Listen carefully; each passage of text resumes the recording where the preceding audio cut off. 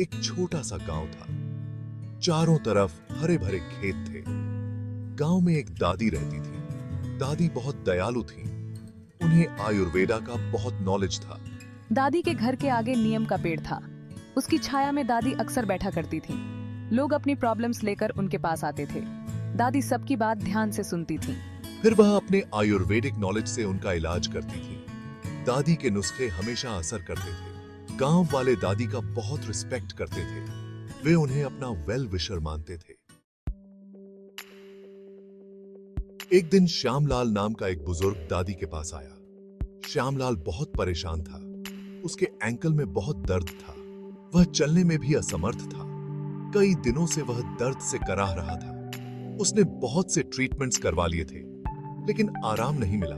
श्यामलाल ने दादी को अपनी प्रॉब्लम बताई। उसने कहा, दादी, मेरे एंकल का दर्द ठीक नहीं हो रहा है। दादी ने ध्यान से उसकी बात सुनी। उन्होंने श्यामलाल के एंकल को देखा।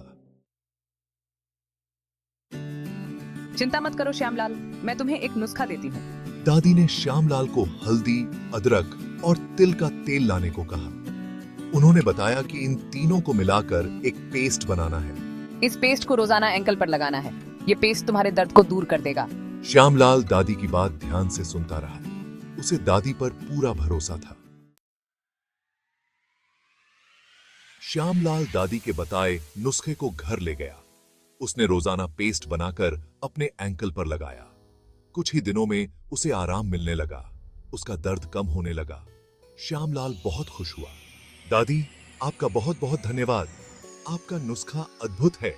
वह अब आसानी से चल पा रहा था। उसने दादी को धन्यवाद दिया। श्यामलाल ने दादी के नुस्खे के बारे में पूरे गांव में बताया।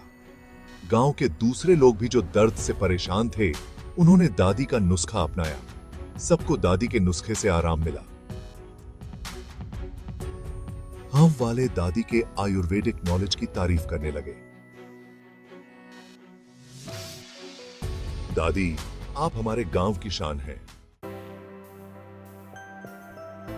दादी ने सबको समझाया कि आयुर्वेदा नेचर का वरदान है।